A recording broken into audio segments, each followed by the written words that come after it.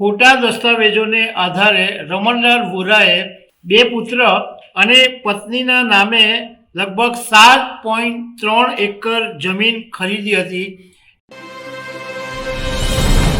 ભાજપના વર્તમાન એમએલએ અને ગુજરાત વિધાનસભાના પૂર્વ અધ્યક્ષ રહી ચૂકેલા એક નેતાને ખોટા ખેડૂત બનવાનું ભારે પડી ગયું છે.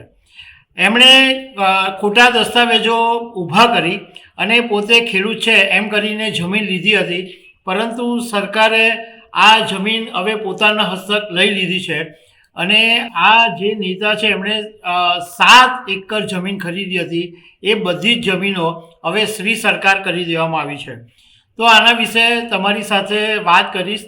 મારું નામ રાજેશ શાહ છે અને તમે જોઈ રહ્યા છો ગુજરાતના સૌથી મોટા ડિજિટલ ન્યૂઝ પ્લેટફોર્મ ખબરછે.com. ગુજરાત વિધાનસભાના પૂર્વ અધ્યક્ષ, પૂર્વ કેબિનેટ મંત્રી અને અત્યારે ઈડરના ભાજપના વર્તમાન ધારાસભ્ય રમણલાલ વોરાને ખોટા ખેડૂત બનવાનું ભારે પડી ગયું છે અને પોતાનું સત્તા અને રાજકીય વર્ગનો દુરુપયોગ કરીને પોતાના જ મત વિસ્તાર ઈડરની અંદર દાવડ ગામમાં ખોટા દસ્તાવેજોને આધારે રમણલાલ વોરાએ 2 પુત્ર અને પત્નીના નામે લગભગ 7.3 એકર જમીન ખરીદી હતી. એ જમીન વિશે 11 મહિનાથી તપાસ ચાલતી હતી. જ્યારે એમને ઘણી બધી વખત કહેવામાં આવ્યું, સમન્સ મોકલવામાં આવ્યા, એમને 300% દંડ ભરવાનું કહેવામાં આવ્યું, પરંતુ જ્યારે કોઈ જવાબ ના મળ્યો, આટલી બધી વખત કહેવા છતાં પણ રમણલાલ વોરાએ કોઈ પ્રતિસાદ નહીં આપ્યો. એટલે આખરે સરકારે આ જમીન પોતાના હસ્તક લઈ લીધી છે અને ઈડરના મામલતદાર પૂજા જોશીએ એક આદેશ આપ્યો છે અને આ જમીનોને જપ્ત કરી દેવામાં આવી છે.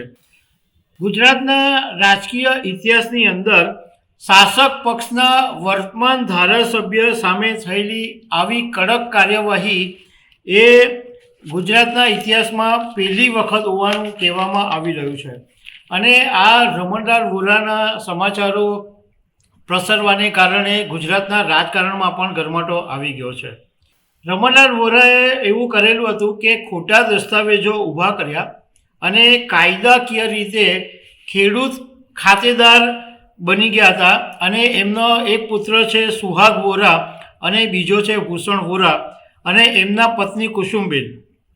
એમના નામે દાવડ ગામની અંદર સર્વે નંબર 792 અને 548 હેઠળની જમીન એમણે ખરીદેલી હતી.